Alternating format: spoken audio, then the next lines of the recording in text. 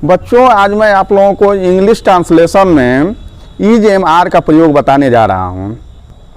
EJMR का प्रयोग कहाँ पर होता है, किन वाक्यों में होता है और हम लोग इसका अनुवाद कैसे बनाते हैं हिंदी से अंग्रेजी में, इसके बारे में मैं आप लोगों को बताने जा रहा हूँ। देखिए, किसी भी चीज़ को समझने के लिए कुछ उसकी बेसिक चीज़ें होती हैं।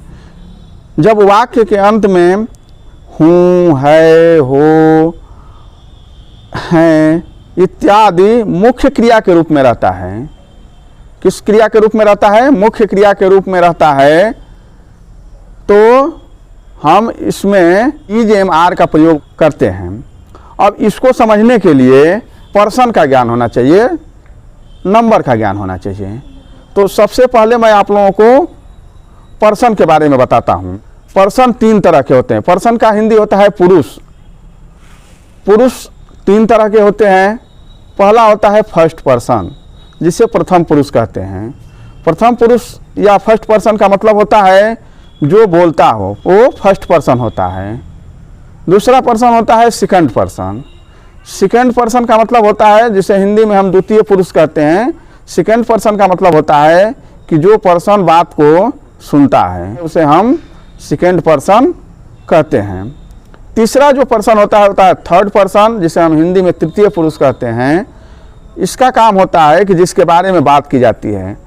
थर्ड पर्सन हम उस पर्सन को कहते हैं जिसके बारे में बात की जाती है, उसको थर्ड पर्सन कहते हैं। तो ये बात हो गई बच्चों कि पर्सन 3 तरह के होते हैं, फर्स्ट पर्सन, सेकंड पर्सन और थर्ड पर्सन।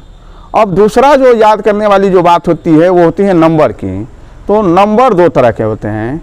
अंग्रेजी में नंबर यानी वचन 2 तरह के होते हैं, एक वचन और बहुवचन।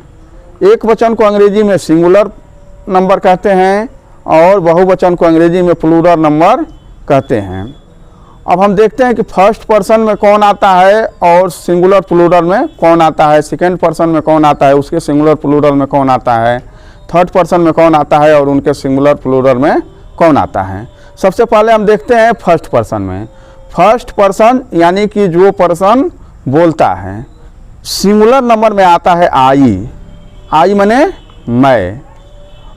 और इसका प्लूरल जो होता है, प्लूरल में आता है वी, WE, वी माने होता है हम लोग।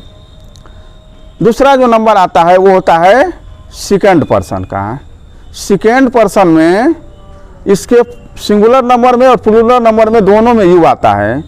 जो अंग्रेजी होती है तुम सब, तुम लोग, तुम सारे, इन सब की अंग्रेजी केवल एक ही होती है और वो होती है यू। थर्ड पर्सन में ही, सी, इट आते हैं। ही, सी, इट, राम, मोहन, सोहन, लखनऊ, कानपुर, इस तरह से शहरों के या कोई भी एक नाम अगर है, एक व्यक्ति का बोध करा रहा है, एक चीज़ का बोध करा रहा है, तो वो थर्ड पर्सन सिंगुलर में आता है। थर्ड पर्सन प्लूरल में आता है दे, THEY, दे माने होता है वे। और बहुत सारे व्यक्ति अगर हैं, बहुत सारे व्यक्तियों का नाम दिया है, बहुत सारी चीज़ें दी हुई है, तो वो भी थर्ड पर्सन प्लूरल में आते हैं। तो इस तरह से आप बच्चों को याद रखना है I, we, you, he, she, it और दे।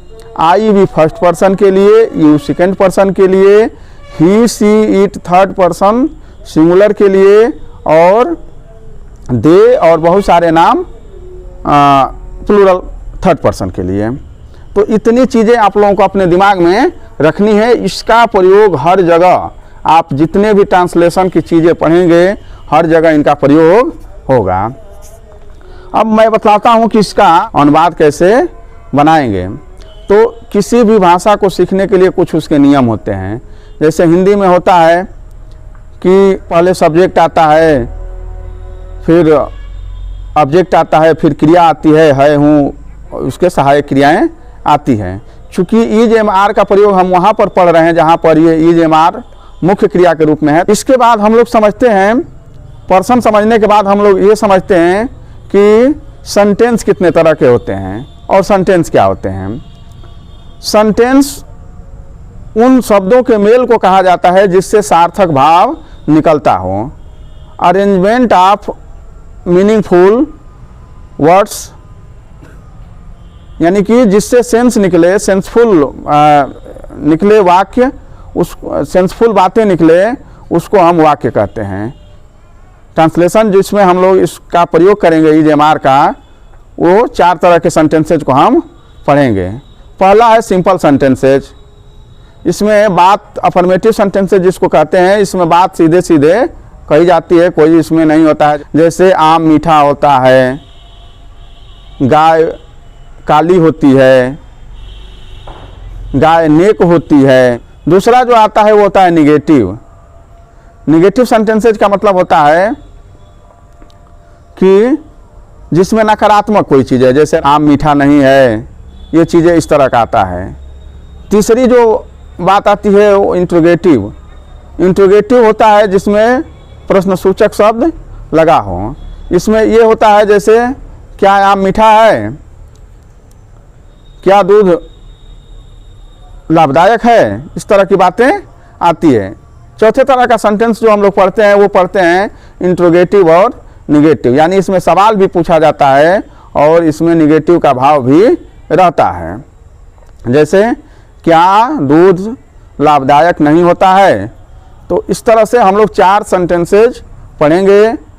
तो बच्चों आपने पर्सन समझ लिया, नंबर समझ लिया और सेंटेंस भी मोटे मोटी आपने समझ लिया। अब हम इसके स्ट्रक्चर पर आते हैं। जब हम सिंपल सेंटेंसेज को बनाने के लिए चलते हैं, जैसे आम मीठा होता है, गाय काली होती है, गाय नेक होती है, इस तरह के जब सेंटेंस हम बनाएंगे तो उसमें सबसे पहले आएगा सब्जेक्ट। सबसे पहले क्या आएगा? सब्जेक्ट। और उसके बाद में EJMR का प्रयोग होगा। EJMR का प्रयोग होगा और उसके बाद में आएगा ऑब्जेक्ट। अब EJMR का प्रयोग मैं आप लोगों को बतला देता हूँ। ईज का प्रयोग होता है 3rd पर्सन सिंगुलर में। ईज का प्रयोग केवल और केवल 3rd पर्सन सिंगुलर के लिए होगा। एम का प्रयोग होगा आई के लिए, तो एम इंगेज हो गया आई के लिए। बाकी जो भी बच गए उनके लिए आर का प्रयोग होगा। तो इस तरह से जैसे मान लीजिए कि मैंने कहा कि राम एक अच्छा लड़का है, तो राम हो गया, राम का अंग्रेजी हो गया राम। अब एक अच्छा लड़का है, राम को हम देखेंगे कि ये किस पर्सन में आता है, तो राम आता है 3rd पर्सन सिंगुलर में। 3rd पर्सन सिंगुलर के लिए ईज का प्रयोग किया जाता है। तो राम के साथ में ईज लगेगा, चूंकि पहले सब्जेक्ट लगाना है और उसके बाद में EJMR में से कोई जो सुटेबल होगा वो लगाना है।